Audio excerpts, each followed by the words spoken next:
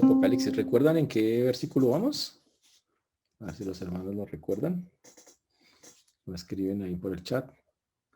Recuerden que estamos en el libro de Apocalipsis. Dijimos que Apocalipsis es una de las, un libro fantástico en el sentido que Juan tiene una revelación muy bonita, muy especial, muy única. Y Juan nos dice claramente que ve al Señor resucitado ya en el cielo. Nos dice que trae un mensaje para las 7 iglesias que representan todas las iglesias que conocemos, con sus virtudes y defectos. Después se le permite ver el trono de Dios, al que está sentado en el trono, que es Dios mismo. Se ve los 4 seres vivientes que están sosteniendo el trono, los 24 ancianos que lo rodean y los millares de ángeles que le rinden adoración. Vemos también que a él ve que el que está sentado en el trono tiene un rollo que nadie puede abrir hasta que llega el león de la tribu de Judá y puede abrir el rollo, una cosa increíble. Ese que lo abre es nada menos que Jesús, y cuando empieza a abrirlo, empieza a desatarse el final de la historia de la humanidad. Empieza a aparecer un hombre que se llama el anticristo, que empieza a tener el control de la humanidad y que impone un régimen, va ganándolo poco a poco cada vez que se van rompiendo esos sellos de ese rollo que se tenía, impone su régimen, y después de que impone su régimen, wow, el mundo se va tras él. Ese periodo se llama el periodo de la tribulación. Y después de eso, me dice que en el último sello aparecen 7 trompetas y esas 7 trompetas empiezan a ser tocadas. Y ahora ya vemos cómo Dios ataca ese imperio político, religioso, económico que ha montado el anticristo, y cada vez con más fuerza. Al final de la 7ª trompeta se desatan las 7 copas de la ira de Dios, que es cuando ya Dios decide ya no más y destruir completamente ese imperio, ese régimen, terminando finalmente con la bestia y el falso profeta en el lago de fuego y azufre, y con Satanás atado por un periodo de 1000 años. Sin embargo, durante esos 1000 años Dios envió cantidad de personas para que testificaran, para 144,000 judíos, 12,000 de cada tribu, como dice la Biblia, y también un montón de personas que fueron testificando y que perdieron la vida por testificar del Señor en ese tiempo que se llama la tribulación y la gran tribulación. También unos testigos únicos que por 3 años y medio predicaron en la gran tribulación fueron asesinados y sus cuerpos dejados en la plaza, pero a los 3 días el Señor los levanta como testimonio de su poder. Y lo más increíble de todo es que aunque dice que un ángel del cielo predicó a todas las naciones para que nadie tuviera excusa, y aún así la gente ya no quería seguir al Señor. Es algo terrible, muy duro y muy fuerte. Y eso es lo que nosotros llamamos literalmente los últimos tiempos. Esos tiempos están por venir, esto es lo que estamos esperando, esos tiempos están por llegar, es algo muy interesante. Después de ese tiempo en que el Señor finalmente acabó con ese régimen, el Señor tiene un reino que estamos esperando que se llama el reino milenial, donde el Señor gobernará por 1000 años literales. La Biblia dice que Él estará aquí como gobernante y los que pasaron la tribulación van a someterse a Él. Pero al final de los 1000 años, Satanás es soltado por un espacio chiquito de tiempo. Y tristemente, como son personas en carne, son convencidas de seguir pecando, de irse nuevamente contra Dios, llegando al juicio, al último juicio. Es cuando Dios, con solo abrir su boca, dice que todos son consumidos. Es una cosa impresionante. Y ahí termina lo que es ya todas las personas que se han ido contra el Señor. Dice que ya viene el juicio donde cada una de esas personas que se ha ido de antes, de ahora y de después, estarán allí, todos en ese momento de allá, cuando llegue ese instante. Y todos van a estar aún enjuiciados por haber rechazado al Señor. Y vimos que el que no se haya escrito en el libro de la vida será echado en el lago de fuego y azufre. Satanás en ese momento es echado en el lago de fuego y azufre. Antes estaba atado, ahora es literalmente echado allí. Cuando ya pasa todo eso, el Señor le hace una tierra nueva, dice que la recrea, es la palabra que utiliza, que significa que la vuelve a hacer. Ahora no quiere decir que la destruyó totalmente. Primero la cambió durante el Apocalipsis, se nota un cambio geográfico gigante, pero termina de recrearla específicamente en ese momento. Ahí la recrea y dice que la deja diferente, dice que ya no hay agua, es una tierra más pequeña. Pero junto con ella aparece una nueva ciudad, la que llamamos la Nueva Jerusalén. Pero cuando vimos el cielo nuevo y la tierra nueva, y vimos la nueva ciudad que ya se veía, que es lo que estábamos viendo la vez pasada, recordemos que era una ciudad es un lugar muy especial, porque Dios va a vivir con los hombres, va a ser Emmanuel, Dios con nosotros literalmente. Al fin vamos a estar siendo morada con el Señor. Dice que enjugará Dios toda lágrima de los ojos de ellos, que no habrá muerte, llanto, ni clamor, ni dolor, porque las primeras cosas pasaron. Que ya todas estas cosas que entristecen al hombre y lo ponen en una situación tan compleja y dolorosa ya no será. Y dijo que él hacía cosas, todas las cosas nuevas. ¿Por qué lo puede hacer? Porque él es el alfa y el omega, el principio y el fin. Ahora, y cuando llegamos al versículo 6, 7, el Señor nos dijo, el que venciere heredará todas las cosas y yo seré su Dios y él será mi hijo, que fue con lo que terminamos la semana pasada. Y hoy estaremos comenzando el 8, recontinuaremos en el 7 un momento, pero estaremos específicamente en el versículo 8 de Apocalipsis, de este capítulo de Apocalipsis. Vamos a orar para comenzar. Oremos. Señor Dios, te damos gracias por este tiempo, gracias por todo lo que tú haces por nosotros, gracias. Te pedimos perdón por nuestros pensamientos, palabras, acciones que no te han glorificado, Señor. Te rogamos que nos ayudes a que podamos, Señor, estar concentrados en tus cosas. Ponemos aparte todo aquello que lo impida. Y rogamos, Señor, que nos ayudes a estar atentos, concentrados, dispuestos, pero también claros para expresar lo que tú nos tienes que enseñar. Hoy dejamos delante tuyo, Señor, esta tu palabra y pedimos que haga efecto en los corazones. Ten misericordia de quienes nos escuchan y de tu siervo quien habla en Cristo Jesús. Amén y amén. Recordemos que terminamos diciendo que el que venciere heredará todas las cosas. Wow, es la promesa para los vencedores. El que tiene victoria en Cristo, el que se mete con el Señor llevará una vida espiritual fructífera. Va a ser revestido de todo lo que es el Señor y va a poderse mantener en las batallas que tenga. No es que las va a ganar todas, pero va a pelear y va a ganar muchas de esas batallas. Va a tener algo que no tenía el creyente, libertad y victoria. Porque antes la Biblia dice que estábamos esclavizados en nuestros pecados. Así es como la Biblia es real. Entonces el creyente está llamado a tener victoria en eso, pero para eso necesita meterse con el Señor. Ahora, muy importante porque hay que recordar que el Señor siempre quiere estar tan cercano a nosotros que Él terminó diciendo, yo seré su Dios y Él será mi hijo. Y eso está, así lo quiere ver, así nos trata el Señor. Entonces Él anuncia cómo será esa relación. Será una relación de padre a hijo en la que estaremos plenamente en el cielo. Y cada creyente será identificado por ser un vencedor. Alguien que estuvo con el Señor y logró esa victoria, porque el Señor le dio la victoria. Por eso dice la Biblia en Romanos 8:37, antes en todas estas cosas somos más que vencedores por medio de aquel que nos amó. Y por eso no nos podemos gloriar en nada y decir, es que yo hice aquello. No. Todo lo presente, lo pasado, lo porvenir, todo es vuestro y vosotros en Cristo y Cristo de Dios. Y por eso debemos estar nosotros contentos y felices. Pero cuando llegamos al versículo 8, hay un contraste. Dice el versículo 8, pero los cobardes e incrédulos, los abominables y homicidas, los fornicarios y hechiceros, los idólatras y todos los mentirosos tendrán su parte en el lago que arde con fuego y azufre, que es la muerte segunda. Mientras todos los hijos de Dios heredan las bendiciones, ahora, ¿qué heredan los enemigos de Dios? Y obviamente es un destino completamente distinto. Por eso dice, pero aquí en el texto cuando llegamos a ese versículo 8, pero esta clase de personas. Y se refiere a la condición moral de estas personas. Dice que ellas no tendrán lo que Dios ofrece. Son los que están vinculados a 8 prácticas pecaminosas. Ojo, que tienen como su ritmo de vida estas prácticas pecaminosas. Que viven en ellas, que se gozan en ellas, que dicen, sí, eso me gusta y lo buscan y lo buscan. Ese tipo de cosas. Y entonces empieza el Señor a dar una lista de personas que tienen estas características, ojo, porque están sumergidas, viven en eso. Que alguien podría decir, pero es que puede que por ejemplo, aquí van a aparecer los mentirosos. Y usted dice, ¿y con cuántas mentiras yo quedo en el grupo? Bueno, no es una cuestión de eso. Vamos a hablar de cada uno de ellos, algunos más, algunos menos, y vamos a estar mirando qué significan. En la primera lista, en la primera parte de la lista aparecen los cobardes. ¿Qué son los cobardes? El que le tiene miedo a las culebras, a los ratones, a los cucarrones. ¿Eso es un cobarde? No, en la Biblia ese no es un cobarde. ¿Ok? El que sale corriendo cuando le sacan un cuchillo o lo van a atracar. No. Es alguien que no quiere seguir a Dios por temor a las consecuencias. Ese es un cobarde.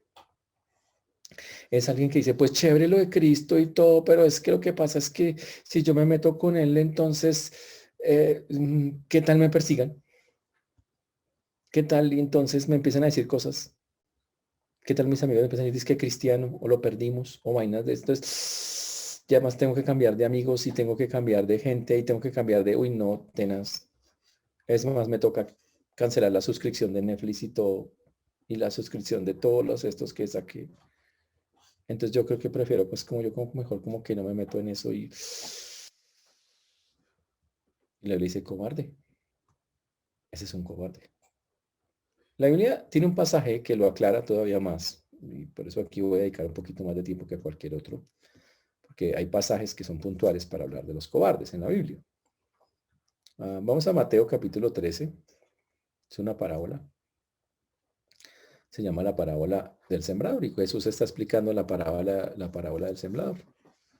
Pero cuando llegamos al 20, dice, el que fue sembrado en pedregales, este es el que oye la palabra y al momento la recibe con gozo. Uy, pero no tiene raíz en sí mismo, sino que es de corta duración, pues al venir la aflicción o la persecución por causa de la palabra, luego tropieza. Uy, déjeme decirlo de esto. Este es un grupo de personas gozosas en la iglesia, convencidos de la palabra por el momento. Son esos creyentes instantáneos. Entonces que vienen en sobre y usted lo echa y de una instantáneo, ya quedó chin, pero ya se le pasa el efecto en menos de nada. Y por eso dice inmediatamente, enseguida, tan pronto viene cualquier cosa a sus vidas, que algo de aflicción, algo de, con la misma emoción con que recibieron la palabra, con la misma emoción, qué miedo, qué cosa, la rechazan y salen corriendo. Son personas absolutamente emocionales, les gusta estar visitando iglesias, son esos que visitan iglesias, iglesias, iglesias, iglesias, buscando a ver qué. Y les gusta acá, pero ya después no me gusta, ahora voy para allá. Ese es el perfil más o menos de esas personas. Nos llamaremos los simpatizantes de la Biblia. Recuerden, señores, que los simpatizantes no van al cielo. Porque aunque tienen gozo y les gusta estar en el servicio, ay, tan chévere la palabra, tan chévere la oración, tan chévere nunca se meten con Dios de verdad. Tienen emoción, pero no tienen conversión. Y la emoción sin conversión se acaba. Es pura emoción. Nunca hay raíces de fondo, como lo dice la misma palabra. Dice, pero en el versículo 21, en Mateo 13, 21, pero no tiene raíz en sí, sino que es de corta duración, pues al venir la aflicción o la persecución por la causa de la palabra, luego tropieza. Lucas lo dice lo mismo de otra manera, Lucas 8:13, dice, los de sobre la piedra son los que habiendo oído reciben la palabra con gozo, pero estos no tienen raíces. Crecen por algún tiempo y en el tiempo de la prueba se apartan. No tienen raíces en sí mismos.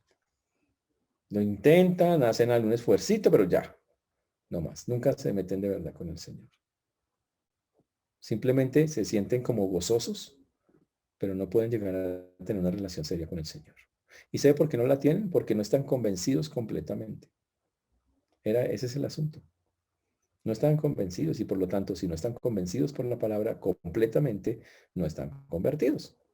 Ni convencidos ni convertidos, solo por momenticos. Eso suena como lógico, pero después viene otra cosa, les mueve el piso y se salen de ahí. Wow. El que es un verdadero creyente tiene convicción porque ha tenido conversión. Entonces, como tiene conversión, tiene convicción. ¿Me entendieron? Me creo que sí estuvo re fácil. Y solo que tiene esa verdadera fe es el que persevera en cualquier circunstancia que se le venga. Esa es una persona que se emociona con la palabra, pero vive en ella. Y aunque no es perfecto, trata de vivir, sigue acercándose. Pero del que estamos hablando, no tiene conversión. Por lo tanto, no tiene convicciones. Y cuando toca tomar decisiones por el Señor, no es capaz. Huye, dice, uy, no, eso me va a costar mucho. Yo como que me retiro y se retira. Uy, es como una planta sin raíces. Es fácil de desarraigar, es fácil de agarrar y venga, sacamos esa vaina. Y se saca, es sencilla. Eso es, así es como funciona. Trate de sacar un árbol que tiene unas raíces profundas en la tierra. ¡Qué camello! Dice, no, es que las raíces llegan hasta cruzando la calle allá donde el vecino. No, pues así de fuerte. Es una convicción por una conversión. Pero cuando no hay eso, y la persona solo le gustó lo que escuchó por un rato, pues grave, súper grave. Es como una de esas piedritas, una roca. ¿Has visto a veces que hay unas piedras ahí sobre las montañas y están al borde? ¿Qué tan fácil es hacerlas caer? Usted les toca así, ¡pum!, caen. Así son. Parece que están ahí, pero usted les hace así y ya se van al piso. Por eso el Señor nos dijo que teníamos que hacer raíces en lo que Él decía, que teníamos que hacer raíces en lo que Él predicaba, enseñaba, en su palabra. Él dijo, por tanto, de la manera que habéis recibido al Señor Jesucristo, andad en Él arraigados y sobreedificados y confirmados en la fe. Colosenses 2, 6 al 7. Ese es el asunto. Pero cuando un creyente no profundiza, o uno que se dice creyente, no profundiza en eso, no tiene raíces, viene cualquier cosa, pum, lo quita y nunca vuelve a levantarse. Ese no era creyente, nunca lo fue. No es que perdió algo, no es que nunca fue creyente. Y dice que la Biblia lo llama un cobarde, son los cobardes. No se pueden sostener en medio de cuál de las primeras cosas que llegan. No tienen solidez para mantenerse estables y desisten. Dicen, no, qué pena, yo no puedo seguir en esto. Realmente, pues muy bonito y todo, pero no, eso no es para mí. Yo creo que eso es mucho. Yo sigo viendo Netflix. Y listo, se van para eso. Interesante, ¿no? El doctor Francisco La Cueva, un famoso teólogo, dijo, el mismo calor que ablanda la cera, endurece el barro. El mismo calor solar que acaricia y sustenta lo que está bien enraizado, marchita y abraza abraza lo que tiene poca raíz. Así es como funciona. Entonces, la palabra de Dios o acerca a las personas y las mete al fondo, o realmente las saca, que no hace que caigan porque las personas no tienen con qué, no le meten esa confianza, no tienen esa fe. Ahora, por eso las pruebas vienen tanto al creyente, porque las pruebas son como un filtro para mirar quiénes son los verdaderos creyentes del Señor. En las pruebas es medido el que es de verdad, el que se afina al creyente, pero también se comprueba quién lo es. Por eso Pablo hablaba tantas cosas, Pablo sufrió tantas cosas y él dijo, todas las cosas que me han pasado han sido para el progreso del Evangelio, de tal manera que mis prisiones se han hecho patentes en todo el pretorio y a todos los demás. Él decía, todas esas cosas son para que crezca la palabra y lo entendía de esa manera. Pero para muchos las mismas pruebas los sacaban del camino y decían, yo no sigo por allá, yo no me meto más en eso. Uy. Por eso las pruebas y las dificultades son una de las mejores maneras que tiene Dios para saber quién es creyente de verdad y para limpiar, para filtrar. Y ese es el asunto. Y cuando viene alguien viene la palabra fuerte, realmente muy arraigada, el convertido se sostiene, el simpatizante se desarraiga, de una, se cae. Y obviamente esos cobardes son los que se avergüenzan del Señor. Hay una frase que dijo Jesús en Marcos, capítulo 8, versículo 38, que dice, que se avergonzare de mí y de mis palabras de esta generación adúltera y pecadora, el Hijo del Hombre se avergonzará también de él cuando venga en la gloria de su Padre con los santos ángeles. Entonces, un cobarde es aquel que se doblega ante el sistema satánico. En los tiempos de la tribulación, obviamente, es el que acepta la marca del anticristo, el que se mete allí. ¿Está claro, señores? Eso es un cobarde, el que no se mete con el Señor.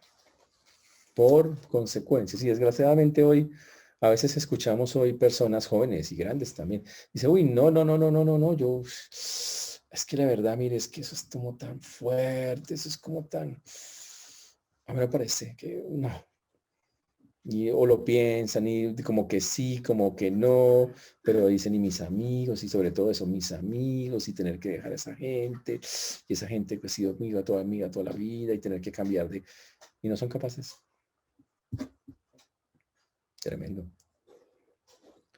El segundo grupo, ese era el más largo que me iba a ocupar porque en verdad ese es algo que se ve mucho. El segundo grupo que aparece en la lista, que obviamente no entrarán, son los incrédulos. La palabra incrédulo se traduce también infieles. Son los que hacen una falsa profesión de fe. Son unos que se creen que son salvos. Y obviamente en la Biblia también son llamados inconversos. Son los que dicen que son de Cristo con su boca, pero sus hechos lo niegan totalmente. Por ningún lado hacen nada del Señor. Tienen una religión, tienen como el carné. Soy cristiano, pero nunca han ejercido nada del cristianismo, nada, no participan en nada, no hacen nada, no tienen nada con el Señor. Esos son los incrédulos. Son los que dicen que sí, yo estoy con el Señor y todo, pero no hacen ningún esfuerzo por acercarse a Él, no. Interesante, ¿no? No se meten con Él, no lo buscan. Ese es el incrédulo. Y obviamente la Biblia nos advierte mucho sobre ellos, pero ellos no van a estar. Ahora, obviamente cuando uno mira la palabra incrédulo, uno siempre piensa, bueno, debe ser un ateo, una persona que no cree en nadie, una persona que no tiene confianza en el Señor. Y sí, también tiene que ver en eso, solo que en el contexto que estamos viendo son los que dicen que son, pero no son. Así son. En pocas palabras son como la palabra incrédulo tiene que ver con creer. Son los que no creen, pero dicen que sí, pero no. Sus hechos demuestran que no.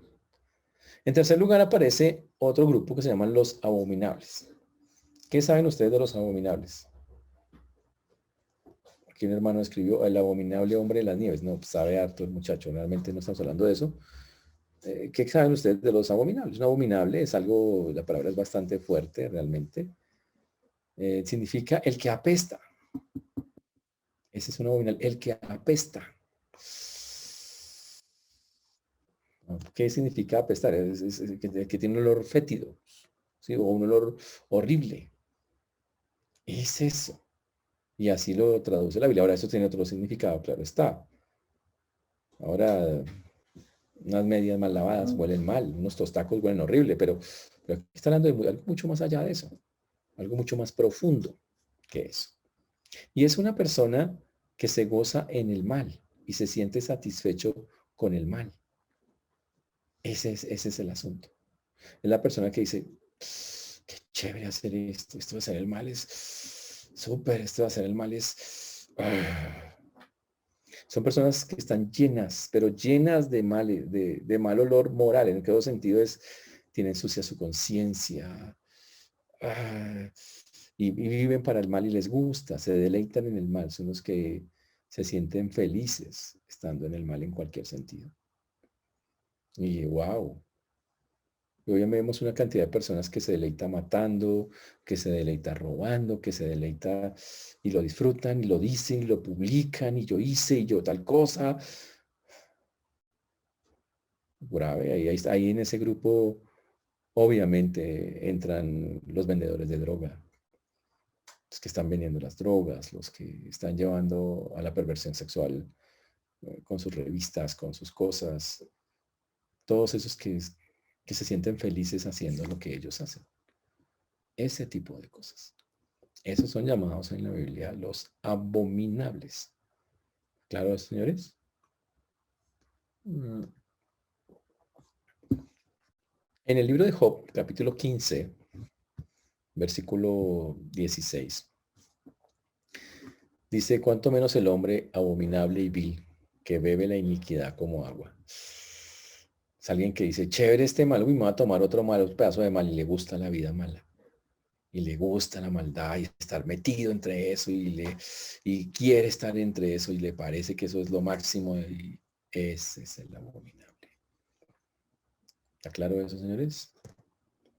Bien interesante el asunto. Una más. Están también los homicidas. Son las personas que practican el homicidio, el asesinato, o se gozan en él. Ese es algo... Son los que, ojo con eso. En la Biblia homicidas, la palabra homicidas aparece en la Biblia en otros contextos, Y el Señor Jesús hizo una aclaración respecto a quienes también son homicidas. Pero normalmente tenemos que decir a la persona que comete una asesina, que le gusta asesinar, un sicario literalmente. No que dice, bueno, ¿cuántos? ¿Quién toca la otra semana? ¿A quién toca? ¿A quién toca? Exactamente. Uno que vive sin Dios y sin ley y que es su práctica, ojo, el asesinato. Pero Jesús dijo algo que todavía fue un poquito más fuerte y también respaldado por el apóstol Juan. En primera de Juan 3:15, primera de Juan 3:15, dice, todo aquel que aborrece a su hermano es homicida. Y sabéis que ningún homicida tiene vida eterna permanente en él. Wow, todo el que aborrece a su hermano es que es un homicida, un asesino para Dios. Ahora yo le pregunto, ¿usted aborrece a su hermano? Pilas con eso, porque la Biblia dice, ojo, ese es un homicida. Jesús dijo, cuando estuvo en el Sermón del Monte, allá en Mateo 5, él dijo, el Señor dijo, oísteis que fue dicho, no matarás y cualquiera que matare será culpable de juicio. El Señor condenaba exactamente lo mismo. Pero yo os digo que cualquiera que se enoje contra su hermano será culpable de juicio. Y cualquiera que diga necio a su hermano será culpable ante el concilio. Y cualquiera que le diga a su hermano fatuo quedará expuesto al infierno de fuego. Fuerte, bastante fuerte lo que dice el Señor. En pocas palabras, las cosas contra el hermano, a un punto donde usted lo difama, se envenena a la gente contra él, con la lengua, mete pensamientos en las personas, como que lo mata secretamente o cosas así. Wow, eso es llamado en la Biblia homicidio también. Y el Señor dice que las personas que viven para eso, el chisme, el ataque, no heredarán el reino de Dios tampoco. Y eso es delicado, ¿ok? Ahora, no se necesita para eso y entendamos eso, ¿no? Hay personas que en la vida, en los tiempos bíblicos, se dedicaron a difamar de manera constante, los fariseos, los escribas, hicieron cosas fuertísimas contra Jesús, a difamar contra él. No necesariamente necesitas una pistola para cometer homicidio y es lo que Jesús dijo y es lo que vimos en la práctica. Ahora, lo que el Señor condena, y ese es el punto, es la intención de hacerle el daño al otro. Wow. Y cuando esa intención está en hacerle el daño al otro, en hablar mal de él, él le dice, ese es un homicida. Y ese no entra. Uy. Y cuidado con eso, cuando se ataca a los hermanos a raíz de doctrinas, de cosas, hay que hasta hacer todo sabio, como sabiamente, como el Señor nos ha enseñado a hacerlo, con amor, para no caer en esas cosas. Algunos a veces, ¿sabe que en este grupo pueden estar los legalistas que a veces condenan a los hermanos, que usted no hizo eso, es que usted no hizo aquello, es que usted... Esos entran también en ese grupo. Ahora, lo triste es que el Señor está diciendo que esos no son salvos. Este grupo son personas no salvas. Son personas que porque hacen estas cosas, el Señor los condena y les dice, ustedes no están en nada con eso. Ustedes no están en nada con eso. Ahora, muy importante que nosotros tengamos eso bastante claro. El siguiente grupo son los fornicarios. Y hoy dice, son los que practican toda clase de pecados sexuales. Ahora, dice la Biblia que están bajo el juicio de Dios. Pero, ojo, son los que viven para eso, para esa clase de vida. Pero también en la Biblia son los que se apartan de Dios para seguir otros dioses. ¿Ok? Son los que se apartan de Dios para seguir a otros dioses. Y son llamados también en la Biblia los fornicarios.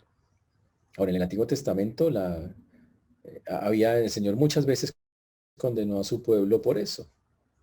Eso fue algo muy fuerte, muy duro y muy bravo, pero el Señor condenó a su pueblo precisamente porque seguía a otros dioses y decía que fornicaba con ellos.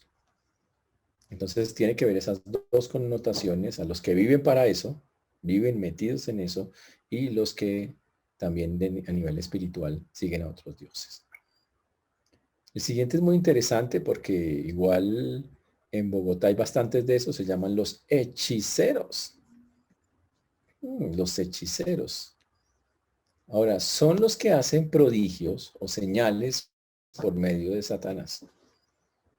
Los hechiceros han existido a lo largo de la humanidad, siempre, hace mucho.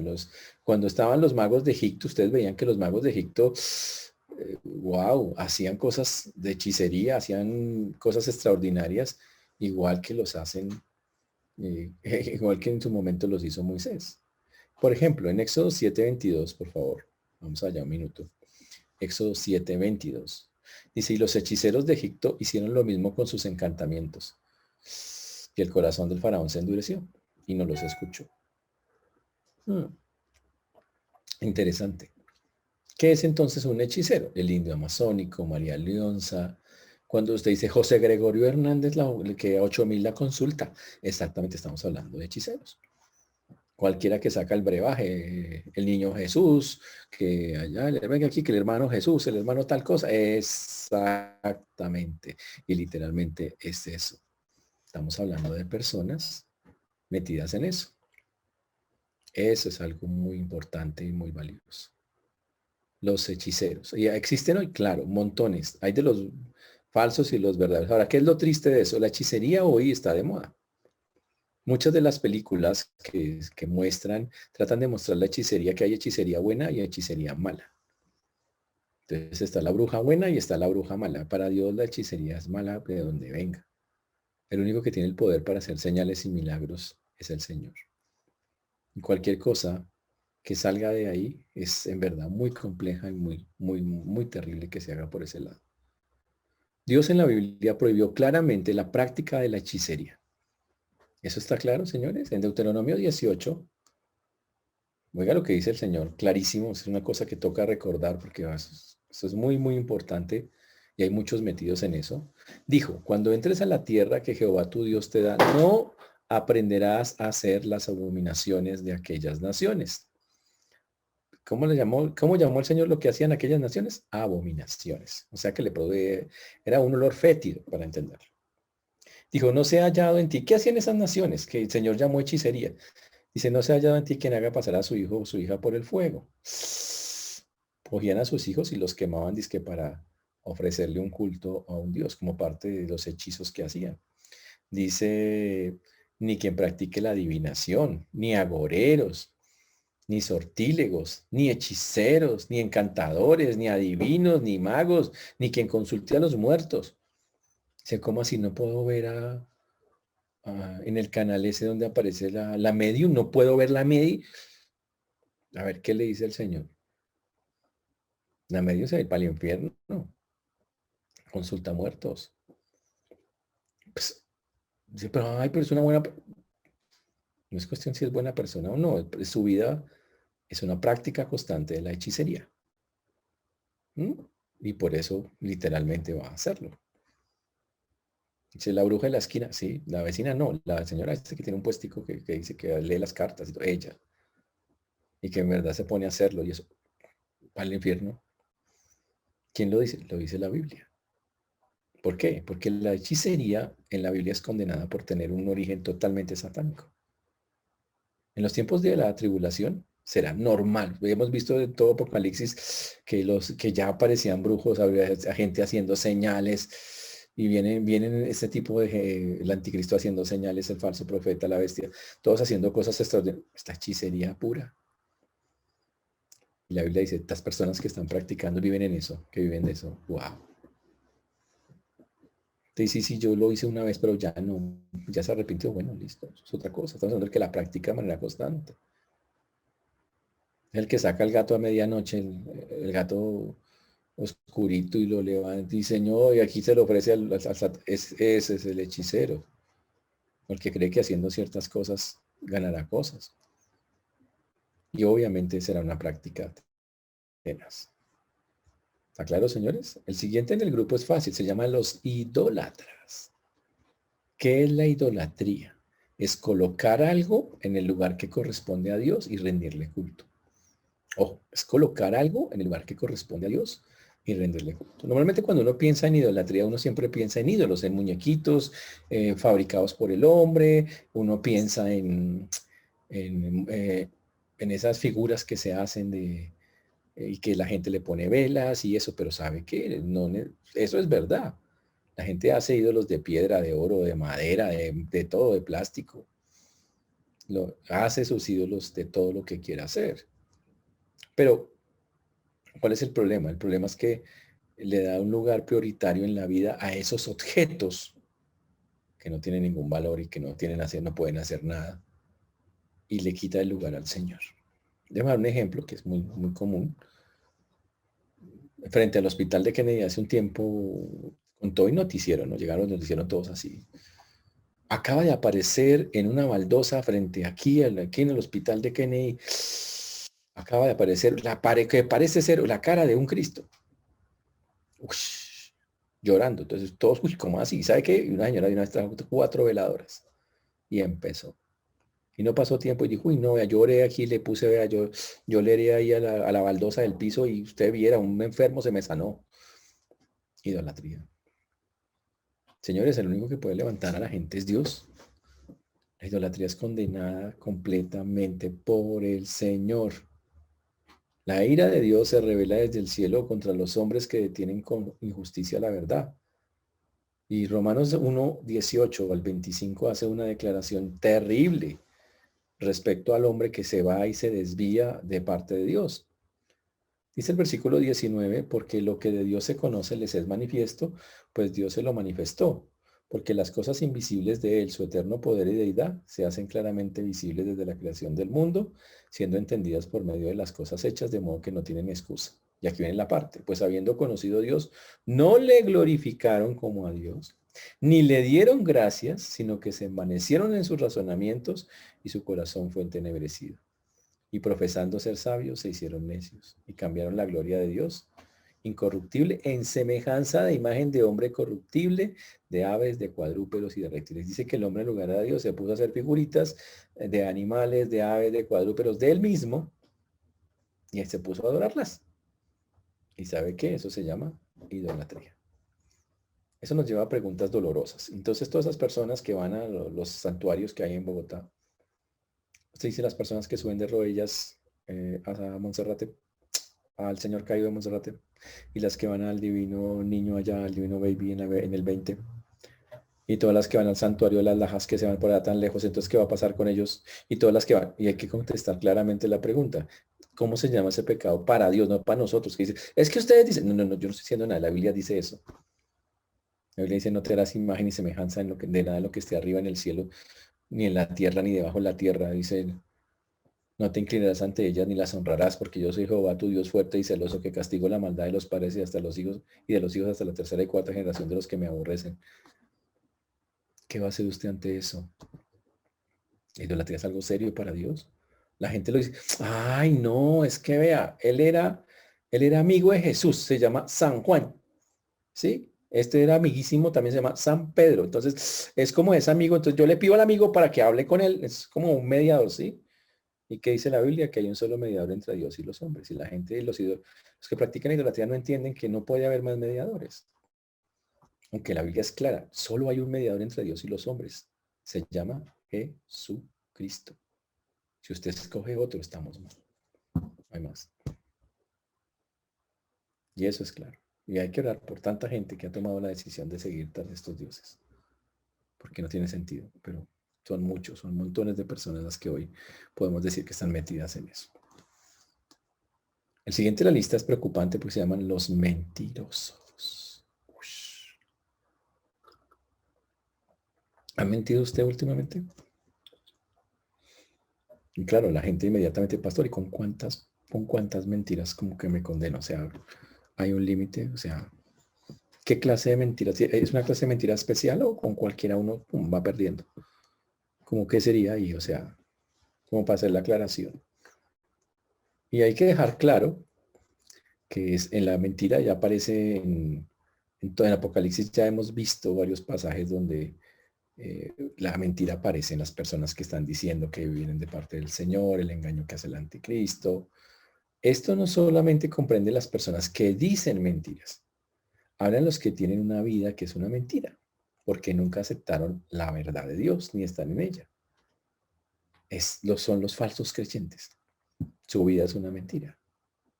Entonces, no solo el que habla palabras mentirosas, que también es un mentiroso, obviamente, sino también el que su vida es el que se cree un cuento que no es. Yo soy creyente cuando realmente no es. Ese es. El que, y obviamente, el que ama la mentira, el que vive en ella para sobrevivir. No, obviamente un creyente verdadero ama y practica la verdad y lucha por tratar de hacerla. En cambio, el mentiroso dice, tengo que ahora voy a hacer esto y siempre está pensando cómo torcer las vainas. Ese es un mentiroso. Son cosas completamente diferentes. ¿Ok? Y terrible. Dice que son los mentirosos. Práctica habitual del pecado. Y uno diría, pero un mentiroso en el mismo infierno con el idólatra y con un hechicero, con un asesino, pues todo, pero un mentiroso, sí, un mentiroso también. Eso es para mirar la gravedad de cómo ve Dios la vida, las personas que se dedican a una vida de pecaminosa, metidos de cabeza en eso. Una vida de hipocresía. Ahora, ninguna de estas personas tendrán un lugar en la presencia de Dios. La Biblia dice que todos ellos que acabo de nombrar solo tienen un lugar, según lo dice el libro de Apocalipsis, y ese lugar es el lago de fuego y azufre. No hay más para ellos. Por eso dice el texto en el versículo 8 al final, dice, y todos los mentirosos tendrán su parte en el lago que arde con fuego y azufre, que es la muerte segunda. Uy, imagínense eso. La muerte segundo que ya la habíamos explicado antes. Ahora, recuerden que el lago de fuego y azufre, ya definimos que el lago de azufre es otra forma de decir el infierno en su plena acción. Y obviamente ellos mismos se niegan a sí mismos la entrada al cielo, porque estamos hablando de personas, casi todas las que estuvimos acá en la lista conocían de Dios, pero decidieron que no querían eso. Decían que sí, pero no muchas de estas.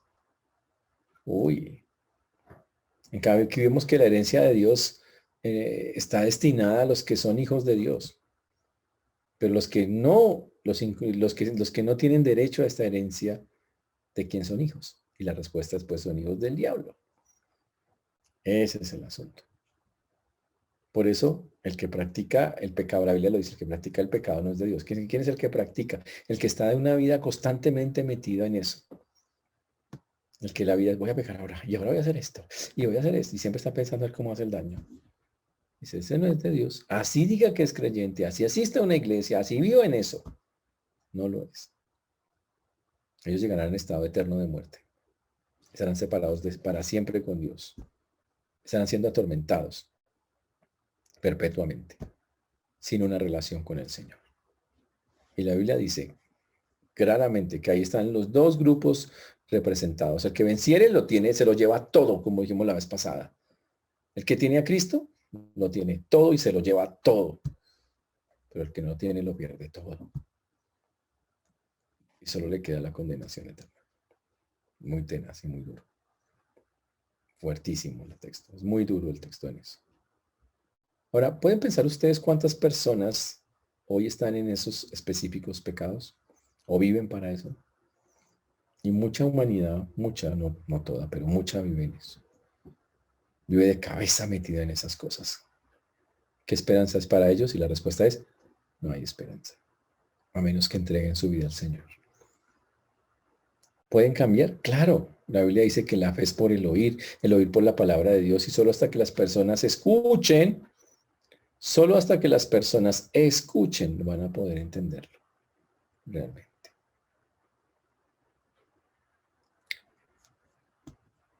Aquí en este capítulo vemos que comenzó diciéndonos cosas muy chéveres, que el Señor hacía todo nuevo, que las cosas están nuevas. Ahora viene esta parte como oscura del asunto donde el Señor dice, estos no entran, fuerte, durísimo.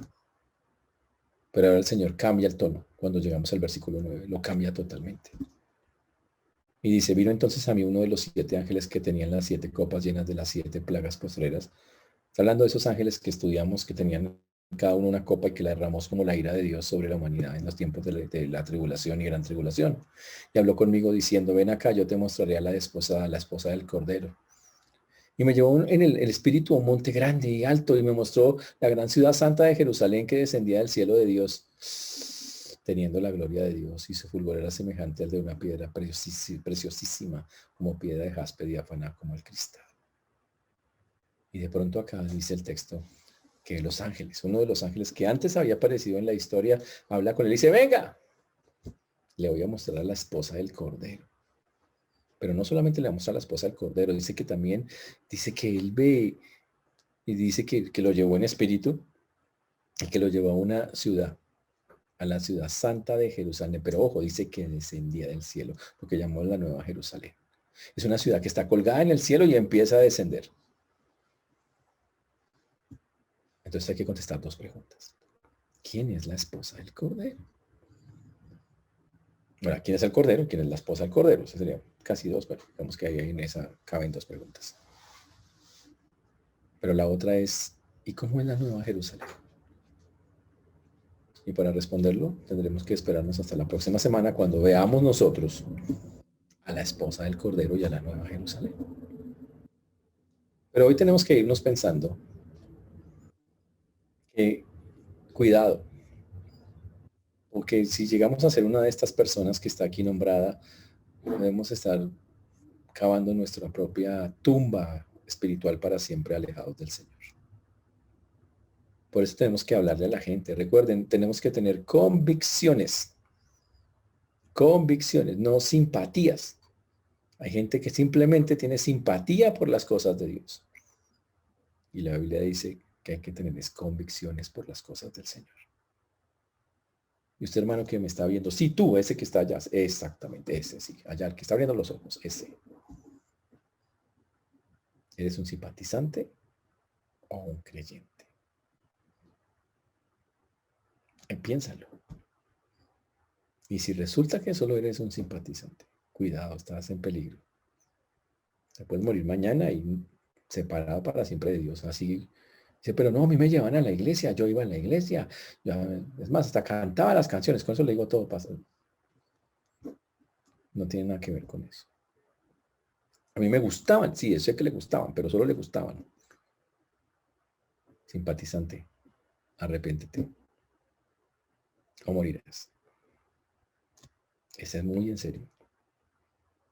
Y nadie más puede salvarte, solo el Señor. Así que si resulta que tu vida dice que sí, pero tú sabes que no, porque tú debes saber, o sea, usted sabe en el fondo quién es usted.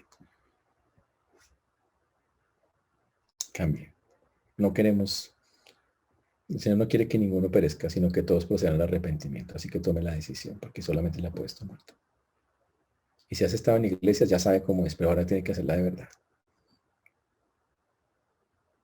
Y si no, eres un cobarde, porque tienes miedo de lo que pueda pasar. Y también te vas al infierno por cobarde. Entonces tú decides. Es tu decisión.